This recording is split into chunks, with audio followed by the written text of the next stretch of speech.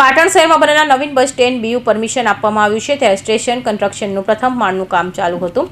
આ નવા એસટી સ્ટેન્ડનું કામ બાકી હોવા છતાં બીયુ પરમિશન આપી દેવાતા વિવાદ।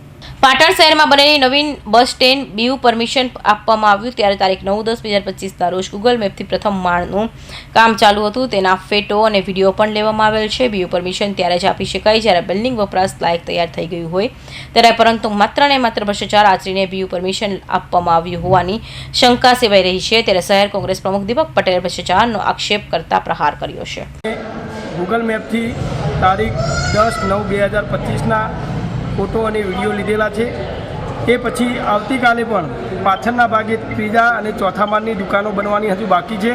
તેમ છતાં સમગ્ર 4 માળ સુધીનું પહેલો, બીજો, ત્રીજો, ચોથો એમ 4 માળ સુધીનું બીયુ પરમિશન આપી દેવામાં આવ્યું છે। બીયુ પરમિશન એટલે બિલ્ડિંગ યુઝ લાયક છે એના માટેનું। જો ખરેખર 9મા મહિનામાં બીયુ પરમિશન આપી દીધું હોય તો આ નવીન બસ સ્ટેન્ડ ચાલુ કરી દેવું જોઈએ, પરંતુ માત્ર ને માત્ર એમના ભ્રષ્ટ વહીવટના કારણે આ બીયુ પરમિશન આપવામાં આવ્યું છે। એ જીડીસીઆરના નિયમનો ભંગ કરે છે।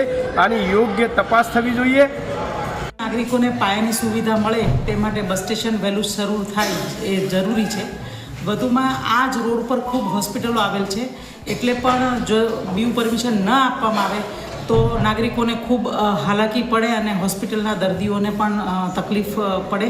આથી એક જાહેર હિતમાં સારા હેતુથી આ બીયુ પરમિશન આપવામાં આવી છે। બીયુ પરમિશન આપ્યા પછી કન્સ્ટ્રક્શન કામ ચાલુ હોવાથી કોઈ એક્સિડન્ટ થાય અને કોઈને જાનહાનિ થાય તો આના માટે જવાબદાર કોણ તે એક મોટો પ્રશ્ન છે। તારીખ 15/12/2025ના રોજ બસ સ્ટેન્ડની પાછળના ભાગે ત્રીજો અને ચોથા માળની દુકાનો બનાવેલ નથી, તેમ છતાં તેનું બીયુ પરમિશન આપી દેવામાં આવ્યું છે। કૌશિક પટેલનો report, Hind TV news, Surat.